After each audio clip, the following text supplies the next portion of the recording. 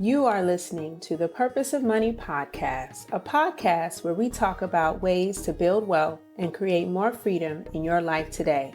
I am your host, Aquania Escarnet.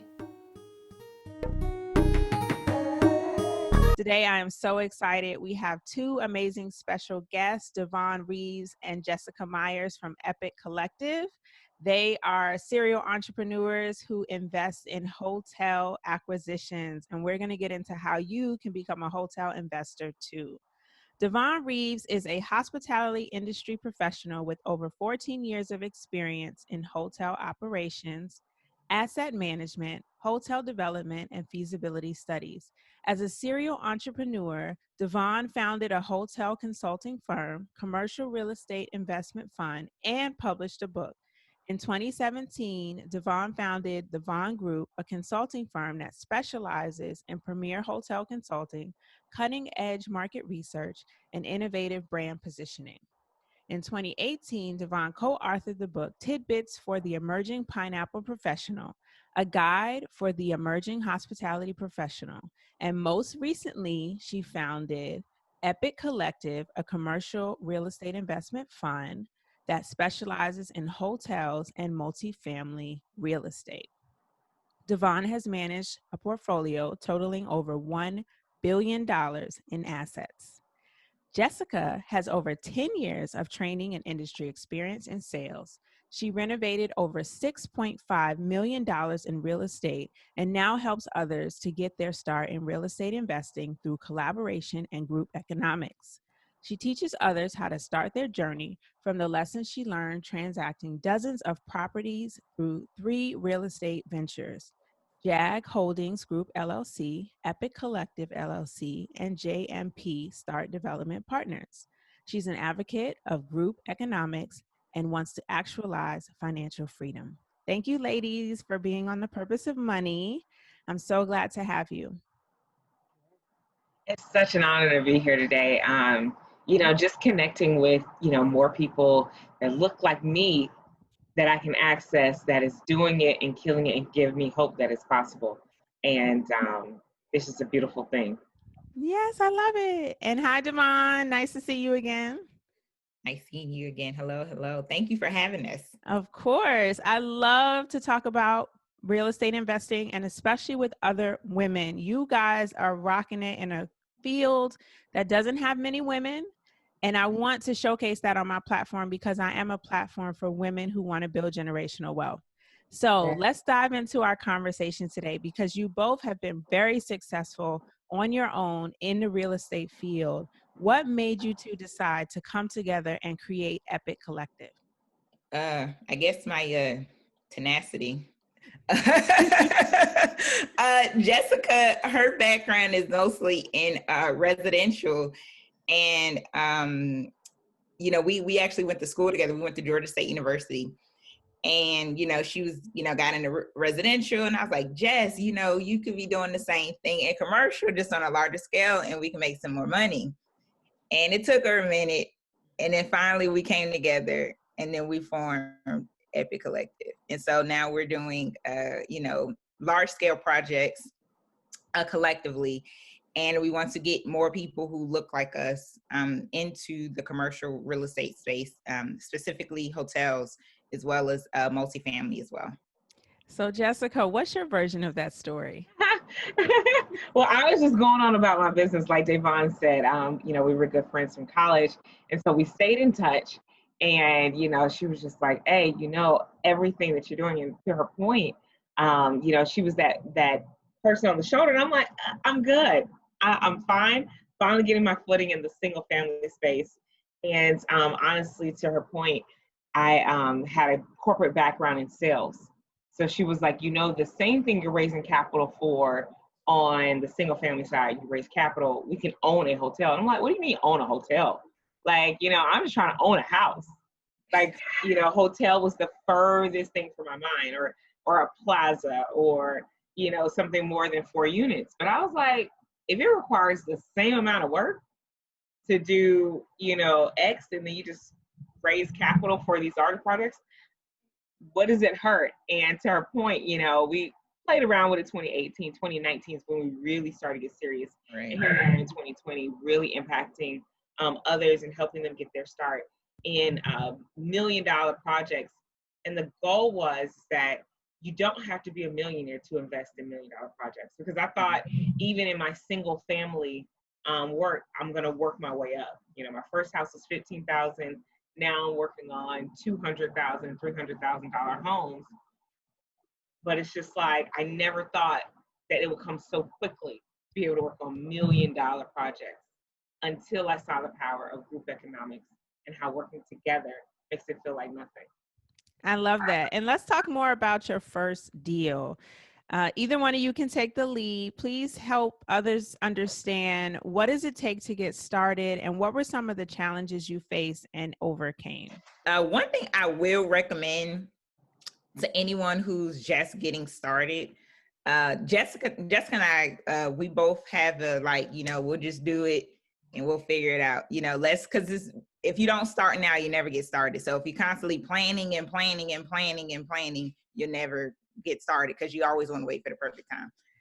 So there's a good side and a bad side to that, because the good side is you just go ahead and do it. The bad side is you didn't really put a plan, and so you don't have any processes in place. So one thing we put together, and we learned from our first deal, is having processes in place and having more of a checklist, having more of a system. And so now we're getting a lot of people who are submitting deals because they want to work with us and they want to partner with us. And so from learning from our first deal, we were able to put processes in place, so that way we can streamline more deals. And not every deal works for us. Not every deal works for our criteria that we have. And so now, since we have systems in place, we're able to expand our team. Now we have a project manager. We wouldn't have been able to do that. It would have just been constantly just Jessica and I just constantly run around in circles trying to figure, and just we would have just been running around in circles, not accomplishing anything. But by us putting processes in place and putting systems and putting criteria, we're able to expand and we're able to scale our business, so that way, we can bring more of a team. We can bring in more deals, and so that we can be more efficient. And that way, we'll just have a better system in place. Jessica, do you have anything to add? She hit the nail on the head, definitely about setting up systems. And a lot of people get caught up in the analysis paralysis.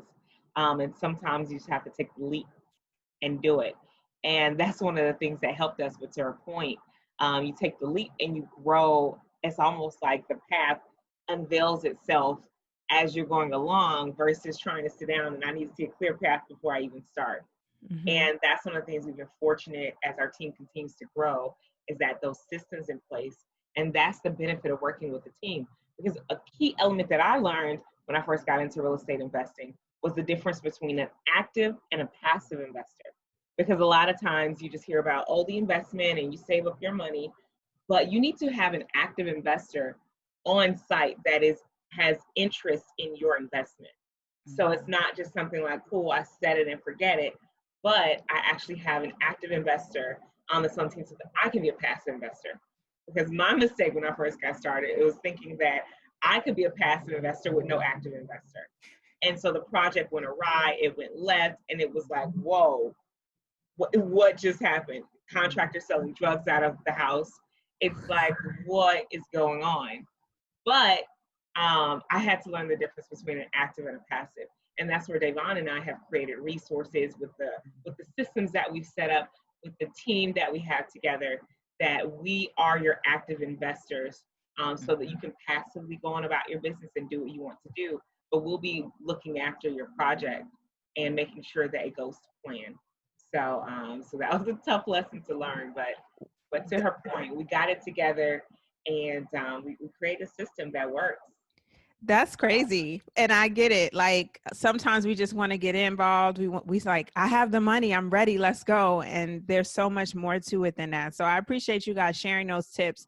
But I want to know more, like, where do you find hotel deals? Is there a Zillow equivalent for hotel acquisitions? Like, how do you even find who's selling hotels, and how can you potentially be one who buys it? I'll say, go ahead, Jess. I was like, anytime I get involved in any industry, I always say go to networking events. Network, network, network. You want to find out who are the key players in the field. Like you want to understand where it's almost like looking at a football game, and you want to know who are the players on the team, who you're putting together your team of winners, and you want to observe for a second, not get into the point where it's analysis paralysis, but understand the scope of the industry and where you want to fit in and get your footings. As you start to do that, you'll network with the right team. And Davon, you can speak more to who those people are, but be sure that you're going to networking events. Yeah, I mean, absolutely. Definitely agree with Jess on that as far as going to networking events. But to your point, looking for hotels, networking events is good, you know, industry related, you know, just building those relationships. Relationships are key. You know, there's not necessarily an MLS like residential for hotels, but there are websites such as LoopNet. It's more of a commercial real estate website for properties, property listings, but they do have hotels as well. 10X is more of an auction website. That's a good website to look for hotels. Acquire is another good website. And then also building a relationship with brokers, you know, working with hotel brokers. Let me preface hotel brokers, because there are a lot of brokers who have experience, you know, in real estate and even in commercial real estate, but they may not have experience in hotel real estate or hotel transactions. So work with a hotel broker who has experience. One of my good friends, I'm gonna give a shout out to him, Omari Head.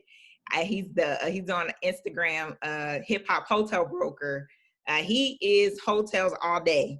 So if you are looking for a place or looking for hotels, reach out to him. He's on Instagram at hip hop hotel broker. He's one of the very few Black hotel brokers in the industry. So he sold over 140 hotels. So that's actually one of my go-tos for hotel brokers. When someone's looking for a hotel, when I'm looking for a hotel, when I have a client that's looking for a hotel, I try to keep it in the family, but then also send them over to different websites as well. That is so dope. And I'm going to check that out. Don't worry, guys. I'm going to include links to everything we mentioned in the show notes. So don't feel like you need to Google it right now. Keep paying attention, keep listening and watching. So I have another question for you, because I know for some investments, you have to have this accredited investor title. And then for others, you can just have money. Do you have to have a particular status to invest in a hotel acquisition? Who qualifies? Well, it depends on how you invest. Depending on the fund. I know most recent, well, I wouldn't say most recently, so probably in our past administration with Obama, President Obama, he passed, I forgot the Jobs Act in 2015, and it made it more accessible for non-accredited investors to actually invest in large scale properties where they typically would not have access to. And for those who are unfamiliar or they don't know the difference between accredited and a non-accredited investor, accredited investor is someone who makes over $200,000 in a year, or they have a net worth of $1 million, excluding their primary residence. And a couple, they make over $300,000, but their net worth is $2 million, excluding their primary residence. And non-accredited investors, it's just anybody outside of that. And so it depends on how you invest your funds, meaning depending which vehicle. Some vehicles, they only accept accredited investors. You can invest depending on the type of fund. There are crowdfunding platforms or Regulation CF platforms that you can invest. Being a non-accredited investor, there are some stipulations, but you can invest. And so now that opened it up for people who are non-accredited investors, and now they can invest in vehicles such as hotels and other forms of commercial real estate, meaning that they don't have to have millions and millions of dollars in the bank or have a particular net worth, and they're able to invest. I love that. And I think it's fair that we want to provide these opportunities to more people of color. And like Jess said, we don't feel like you need to have $1 million in the bank to do $1 million deals. So I think that's really important. And thanks for defining that. I'll put more resources on accredited versus non-accredited investors so you can dig deeper and figure out if you qualify. So the next question I have for you guys is the most common reason women and people of color are not in this commercial real estate space.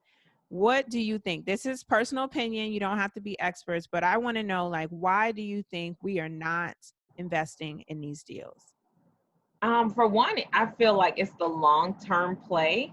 This is not a get rich quick. And a lot of people that we reach out to, I feel like want the popcorn success and, hey, we're just ready to invest and we're ready to cash out within the next few months. Can you tell me my ROI next year?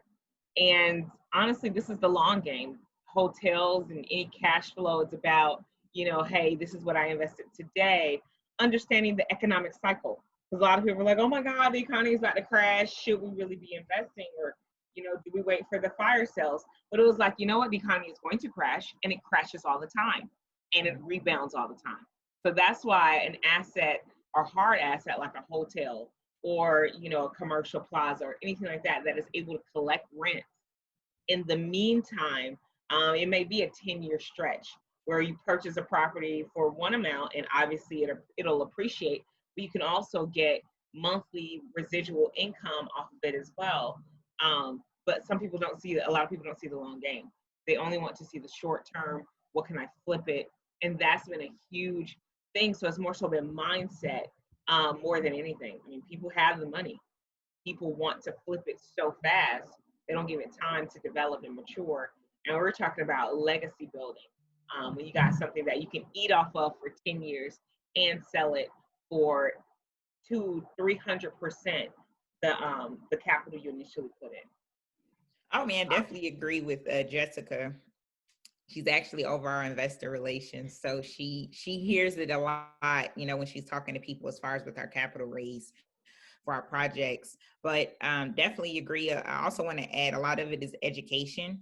A lot of people, they don't realize that they can actually diversify their investment portfolio by investing in hotels or other commercial real estate vehicles. I've come across people as well who, like Jessica just mentioned, they want more of a quick flip.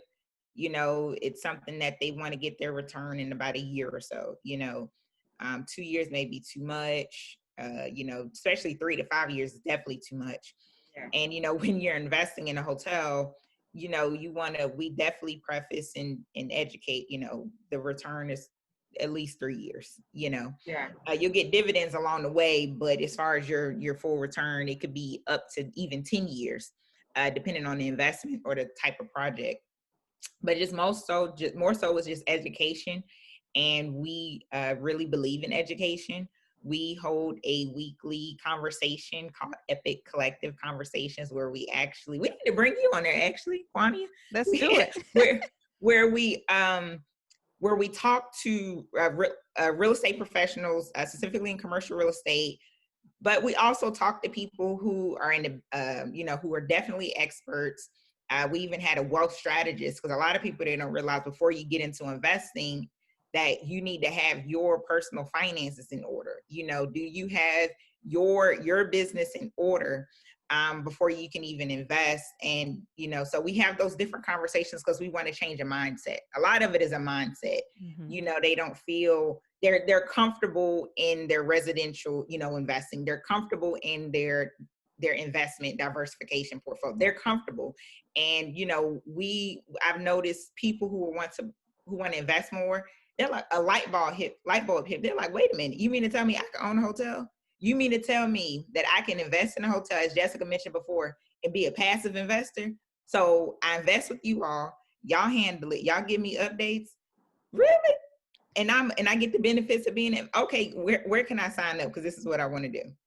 So it's just more of changing the mindset, education. We're actually having a book coming out where we are actually putting together all of those different conversations to educate people about, commercial real estate. Jessica talked about building a solid team. So we'll have information on that, how you can build your team.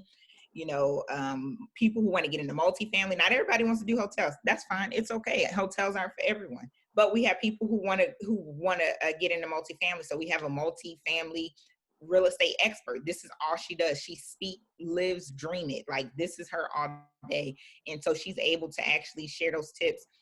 She's been in the phase as far as from the pre-development to actually the property management stage. A lot of people who are on Instagram now, I see it, they get you ready for it, but they don't educate you on how to retain it and how to actually operate it.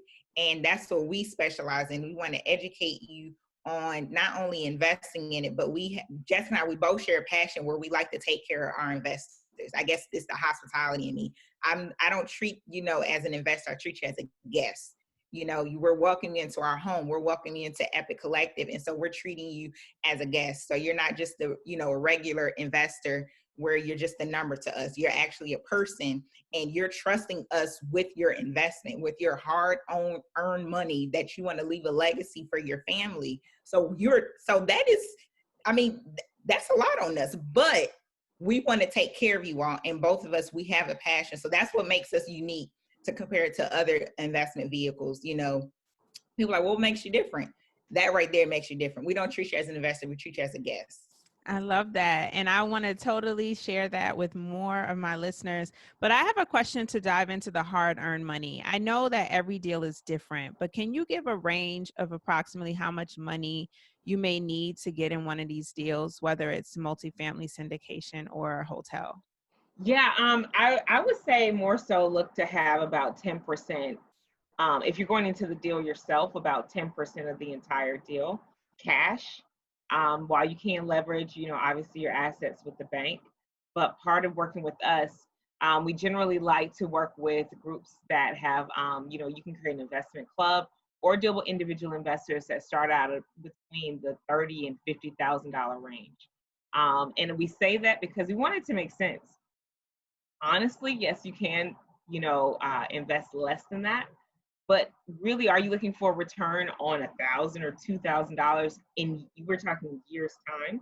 Mm-hmm. So we just want to make sure it makes sense. So we've had a lot of investors that will pull their funds together. So they were only dealing with one group or a club or things like that. Because, sometimes people are at different investing levels. You have some investors, no problem, hey, I'll invest $100,000, I'll invest $125,000. But then you have other investors that want to be a little bit more conservative and I only want to do 20.